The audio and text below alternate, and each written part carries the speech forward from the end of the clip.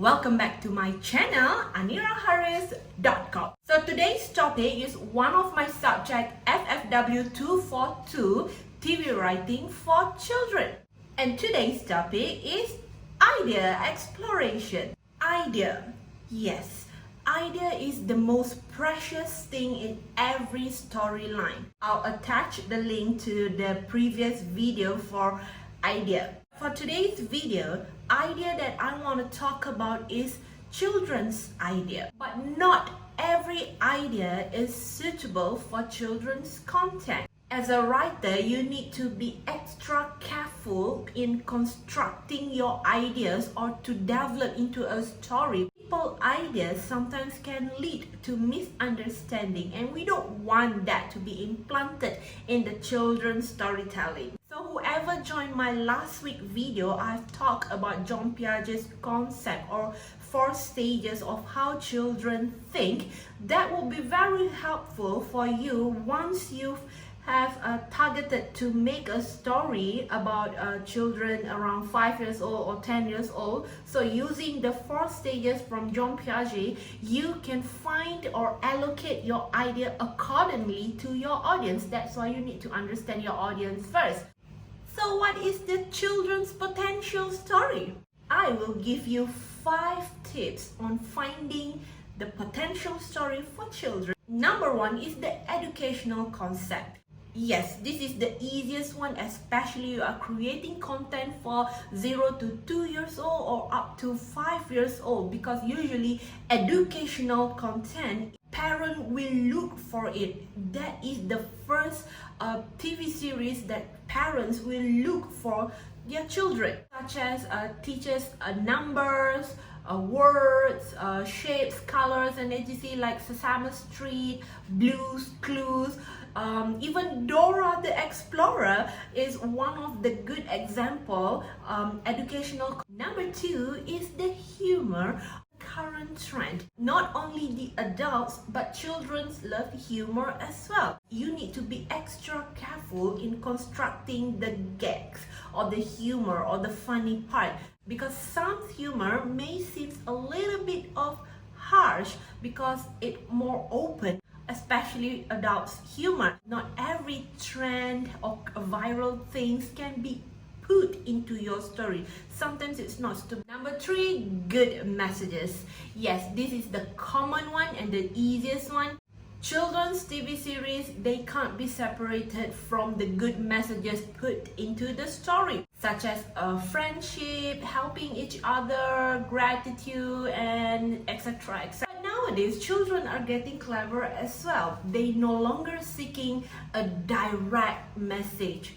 You know what I mean? Like in your face. As a writer, you need to know how to combine these messages with other elements as well, such as the humor part. This is very important because as we can see, trend nowadays for children's TV series, it looks like an adventure series, but it has a very deep meaning. Those kind of things, there's no one rule or one theory that you can follow. It all depends on the types of story you are creating, and somehow you need to be flexible to your own story.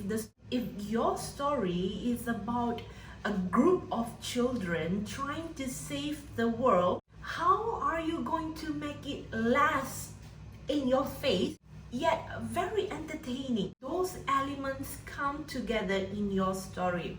Children's potential story number 4 is the folklore or the old story. You can take as Tanggang, Bawang Putih Bawang Merah, what else? Or even Anak Bulu Betul, but you need how to construct it into the modern way or give a new perspective. We already knew the story about Cinderella, about Snow White, Si Tanggang, Bawang Putih Bawang Merah, the old version. Children nowadays, they are clever, so they know how to seek new content or new entertainment. Another additional bonus, if you can work with folklore content into your modern story, it gives benefit to the outside or to the other country to introduce the image of our culture.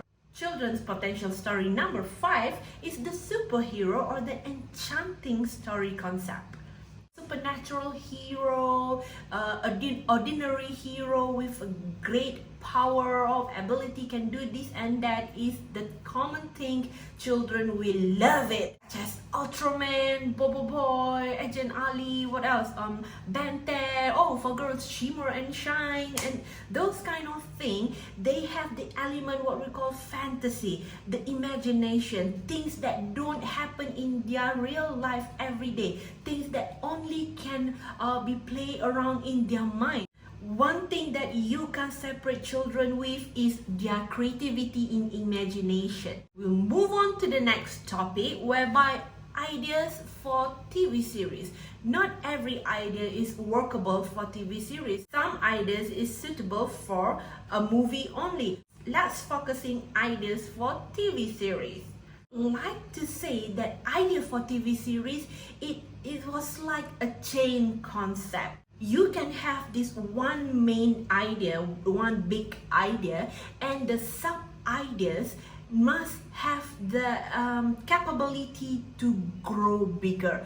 It works as the roots that change all these ideas to the main idea. In another word, from one main idea such as family, so the sub-ideas that you can work with, like brother and sister, siblings war and how do they make up. And the next episode is still about a family but a different sub-idea. So these are all what I say, the sub-ideas can be changed together. There are many other TV series episodes since years ago, but how do you keep your ideas intact?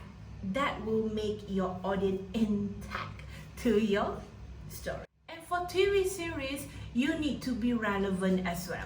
Relevant that I meant here is that the episode or the idea for your TV series is still sounds or looks relevant up until the last episode. Some story, episode 1 to 5 is like this. And when it comes to episode 6, the characters starting to change a little bit, the direction of the journey for the hero is changed here and there, so that is irrelevant. You need to stay true from one episode, let's say up until 24 episodes, so the 24 episodes need to have the same logic or sounds relevant.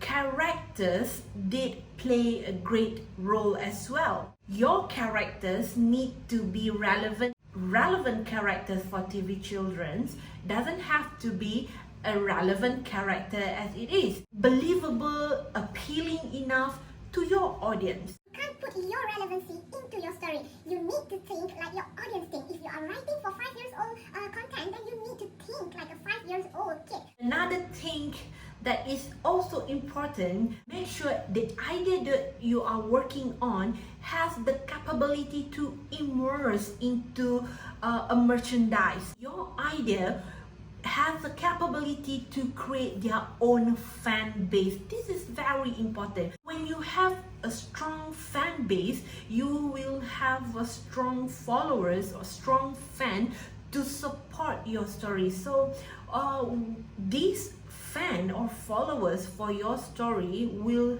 help you in a way of sustain your IP. That's why sometimes you can see Ben 10's merchandise, Upin in Ipin's merchandise. Those side business comes from your idea. That's why idea is very important. From one idea, you can create many opportunities for other business as well. Okay, we are moving to the last part of today's video lecture, which is how to pitch children's idea. There's no shortcut, there's no trick. The only way people will buy your story is the way you pitch your story. So the way you pitch your story is depending your idea of the story itself. Wow, it's so rhythmic. If you are creating a story for 7 years old, but when you pitch your story very formal, elegant, professional, like you as you, people tend to get boring.